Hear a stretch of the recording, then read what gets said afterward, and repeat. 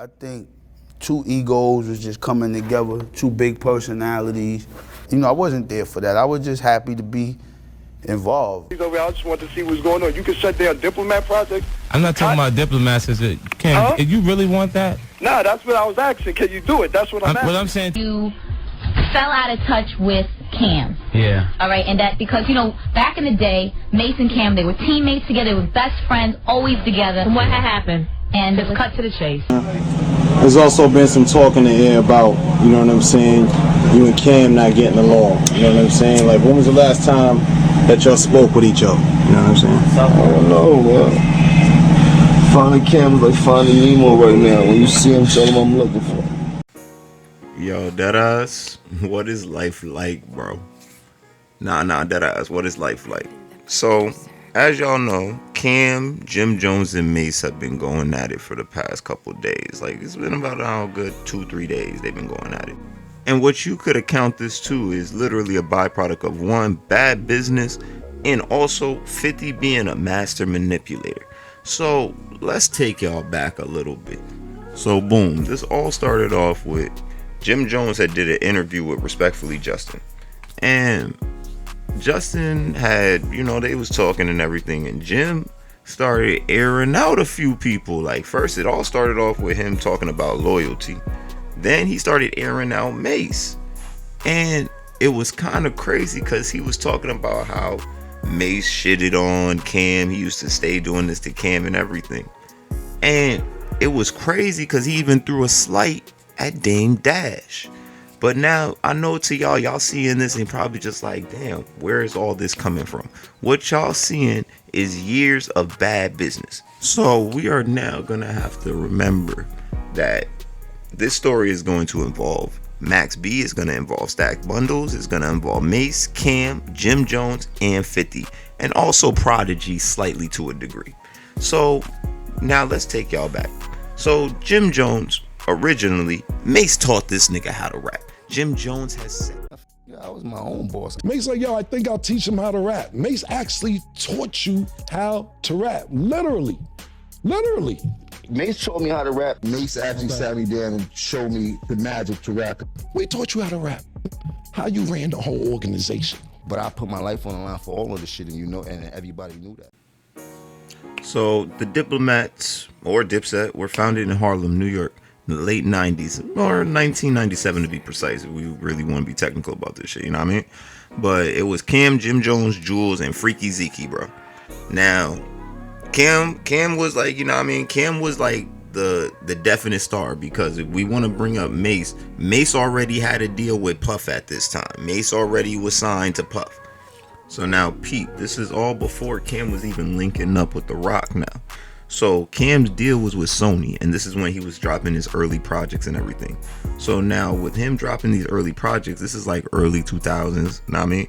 And now once they linked with The Roc, then that's when Dipset dropped on Diplomatic Immunity, and that mixtape went crazy in the streets. But now this is gonna transition us into Cam and Mase when they started beefing, because it was in 99, kind of. It was like around 99 when they started beefing. You know that Mase was already a star and everything, and Cam was just starting to make his waves because Mase was on Bad Boy. Now, boom, I want to break down this beef to the best of my abilities and everything. So, you know, Mase and Cam, they go way back to the early 90s. We have to remember that. They played basketball together and everything. And also, they were in a rap group called Children of the Corn, led by Big L. Now, we don't know where exactly everything soured, but we do know it somewhat stemmed from the 40,000 that Mase charged Cam for the horse and carriage verse. So now, somewhere along the line, when Mase was at the height of his fame, he abruptly left the rap game, went to Atlanta, became a pastor. We all know this is the public information. And many believe that this was because he was being extorted by a gangster named Baby Mane, whose girl Mase had stolen and then bragged about it. Now, in the early 2000s, Baby Mane dies, and then Mase gets out of retirement, comes back to rapping. Now we fast forward a few years and Mase comes back, but Dipset is clearly not happy and they don't welcome him back crazy. So now, then this is when they have the legendary argument on Hot 97. Like, I don't know if anybody remembers that. So now I'm going to play a little bit of it for those who don't remember. Second of all, we went on the road with you, yeah, but we left because you wasn't giving us no money, so we went and got money. And right now, we the Scissor Boys, $250 million. You ain't heard? I wasn't giving y'all money. That's you on the line, Bessa? Yeah, that's me on the line. Bessa? Yeah, that's me on the line. You already know why you left Harlem. R.I.P. Baby Man and R.I.P. Pop Lottie. That's why you left Harlem. You feel me?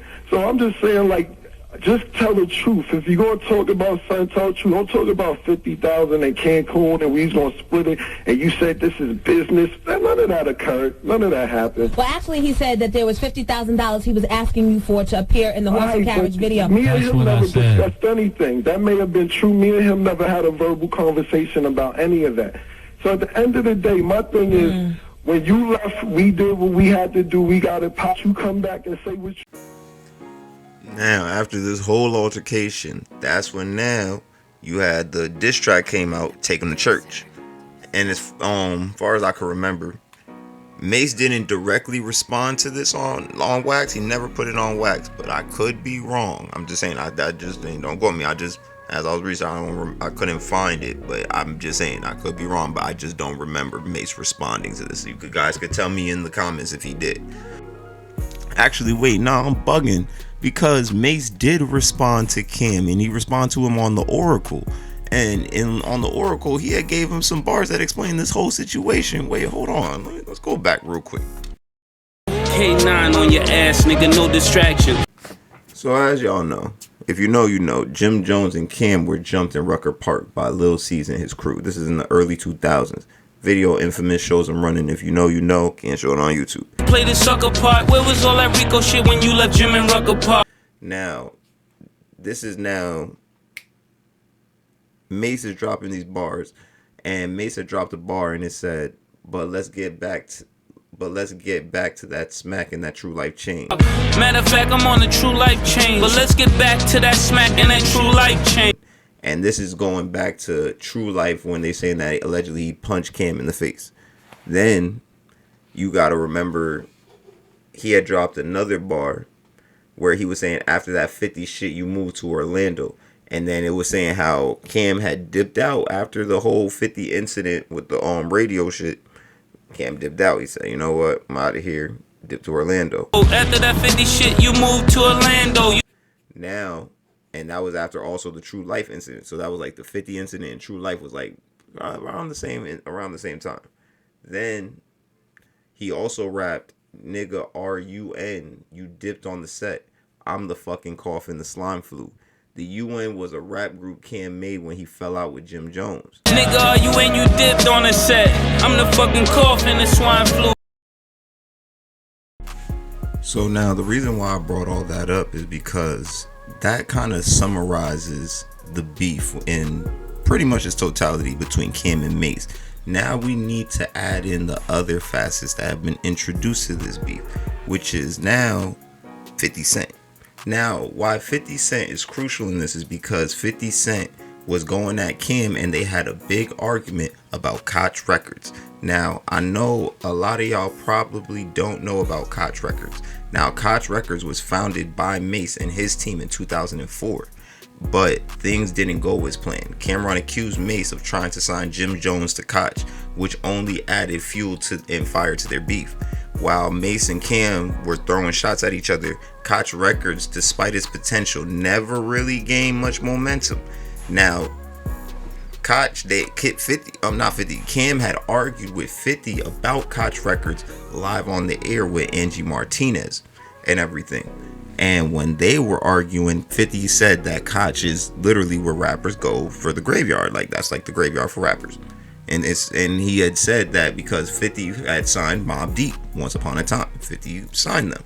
And when 50 signed them, he let Prodigy go sign to Koch Records because Prodigy wanted to do his thing. And 50 said, I'm not going to stop you. We got a formula over here. You don't want to get with the program. I will let you do what you want to do. I had Ballin'. I had the hottest record at the time. My record was hotter than 50's records at the time when Ballin' spanked out and shit like that. When Cam did the shit with calling the station up over the Koch shit and all that shit, I felt that was childish. That wasn't Like, you don't press no real buttons, and you're not about to come outside when it's time to really get active, nigga. Then Cam was arguing with saying about this 1%, and that was because Koch had inked a deal with, I forget who the name of the people are, but they inked a deal, and Cam was paid for $7 million at the time. He was signed for like $7 million.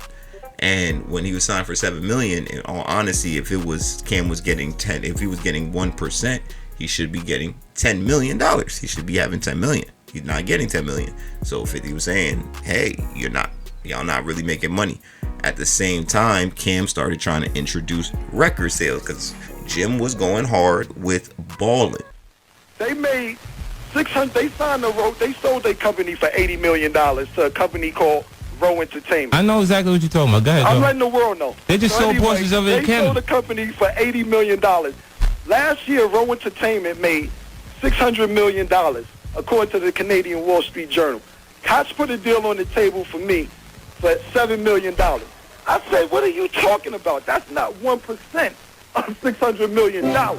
So currently, when I was on my rampage talking about Koch owe me cake, yeah, they just made close to $1 billion in the last 2 years, and I'm not taking $10 million off $1 billion. How'd that make you feel? But at the end of the day, what I'm trying to explain to you, you talk about you Koch as a graveyard, you just let your man It come is a over graveyard. here, and you said If you got, listen, let me tell you something. Look, if you got, now check this out. Look, initially when I'm saying that, that's where you go when the majors. Don't act like the general public doesn't know that this is where the artists go after. Turn that up a little. I can't the hear majors you. don't act. Can you hear me, Cam? I ain't there, brother.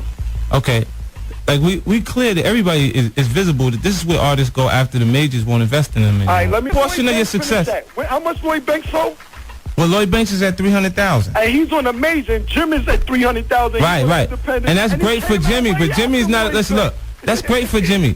Like every time I talk about bowling, you know what, Cam? If you want to do, Lloyd Banks is at 300,000. Jim is at 300,000. Yeah. Jim Jones is on an independent. Lloyd Banks is on Yellow. But Lloyd Banks has more money than Jim Jones, and when you want to talk on that level, Prodigy, come over here. Yeah, I let him do a deal over there because he asked to do the deal over there, and I said, you know what, you can go if you want to do that. How much Mobb Deep sold this year? Which artist that signs to Koch Records and the Dipset? Is Cameron had marketing dollars spent on him by Columbia Records on Sony. Cameron had marketing dollars spent on him from Def Jam.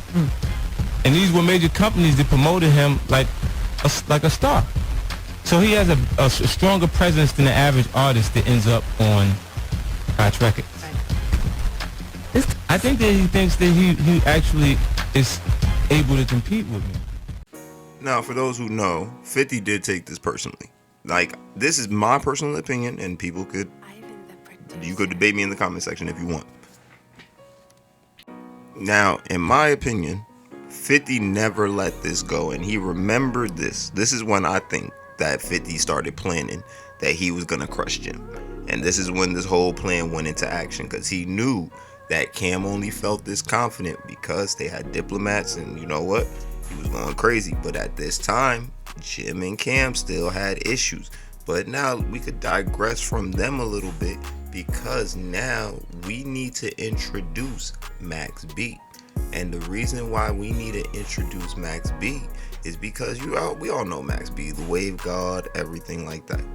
And why we need to introduce Max B is because Max B is the original one who wrote Ballin'. He is the original one who wrote We Fly High. And Jim Jones never gave Max B writing credits. They have had tensions about this for a minute. And then on top of that, Jim Jones signed Max B to a fucked up deal.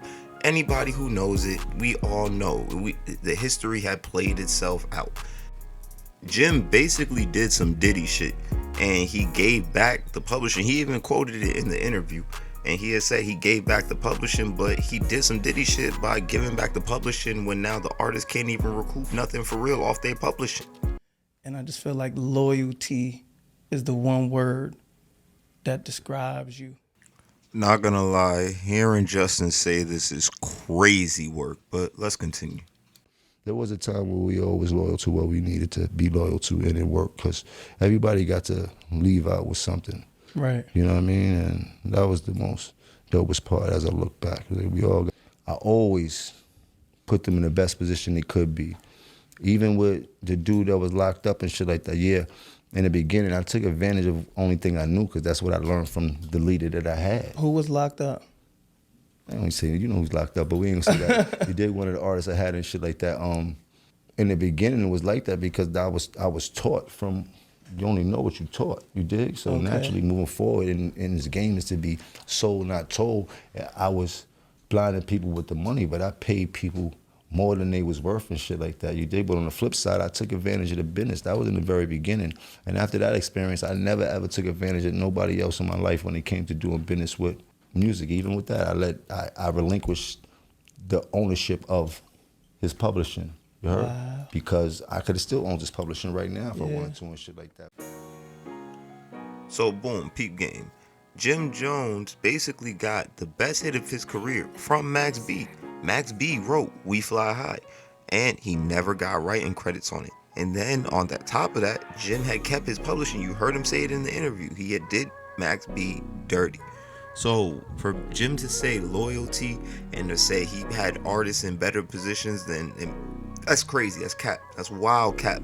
I don't care. And you kind of contradicting yourself in the interview. Not even kind of. You contradicting yourself in the interview, dog. Like, that sounds crazy. Now that leads us back into Cam and 50 though. So now you already know Cam and 50 was going at it. They had they beef and everything. They taking shots at each other on the radio for about the Koch records and everything. Now, with all that going on, Dipset and G-Unit ended up getting into, like, you know, a little beef. They had diss tracks going on, and it gave us one of the greatest legacies of diss tracks and interviews that we know from what y'all seeing with the Angie Martinez, when y'all seeing 50 with dissing, Cam dissing, all of it was good. It was a good time for hip hop. We can't deny that. That is an absolute fact. But now that leads us into Dame Dash entering the situation with Dipset. So now Cam and Jim Jones were having some issues and everything. And remember, in the interview, Jim had said he wasn't signed to Roc-A-Fella. Cam was. And you said things took a turn when Dame named Cam vice president of Roc-A-Fella without consulting with his partners. Yeah, for him. For that whole little rock, remember, I'm not part of Roc-A-Fella. I was a diplomat wholeheartedly. I wasn't signed to them with nothing. I signed to Koch independently, my own shit. I was just me. Right. I was my own entity, even though I was a quote unquote so-called diplomat CEO. But I didn't have any paperwork, and at that point, I wasn't. It just, you know, you would think certain people would take care of you better as a partner than the way you got treated. Cam was just a part of Diplomats. Now remember, Cam also started another group after he left from Jim. After he started a whole nother group. Nigga, you ain't you dipped on the set. I'm the fucking cough in the swine flu. And so, and now think this. Now peep game, peep. Now peep game. Hope y'all tracking. Dame was gonna name Cam the president at Roc-A-Fella. Remember, he's gonna name Dame the president at Roc-A-Fella. That's what pissed Jay-Z off, and that's now how Jay-Z gets into this beef. So Dame is basically trying to take Cam, build him up, put marketing dollars, all types of shit into him, and everything. That's why when you hear 50 Cent saying Roc-A-Fella try to put they try to put major record labels and dollars into him. They try to put majors into him. Cam has been marketed as a major artist. So now that transitions us into where Jim Jones has the issue with Dame, because he feels that Dame is the reason why Cam ultimately turned on him, because now basically Dame got in his ear, yo, you might want to leave that, because Jim, Dame was ahead of the curve. That's one reason why Jim don't like Dame. Dame was ahead of the curve, and Dame wouldn't invest $1 million into Jim because he said he saw that Ballin was a one-of-one and he couldn't replicate that. The only way Jim would have ever got a deal from Dame is if he would have had another Ballin. And he never had another Ballin. And that's the truth of the matter. Him and 50 was going back and forth on the Kumo DLL shit. They was on some battle and shit. Shit, fuck it. I guess it's good for the game. I really don't know how to do that part of the game and shit like that, so I just fell back, you know what I mean? That's what's up. I mean, Why you don't fuck with Dame no more though? No, we went through some business shit where he didn't hold up his end of the bargain and shit like that, and I'm real keen on doing business with people that I love and do some bullshit. What happened? You want to care to elaborate on that? It ain't even nothing to put. No, I mean, like, he just did some shit that I just don't agree with business wise. And when it come to money, I don't play with that. You dig? I need mine. I need mine.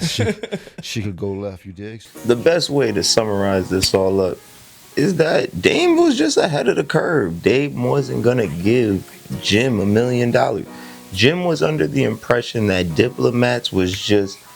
He kind of fell victim to what happened to Murder Inc. without all the Ricos and all the real like other shit happening. But here's why I say that. Now hear me out before y'all kill me and everything.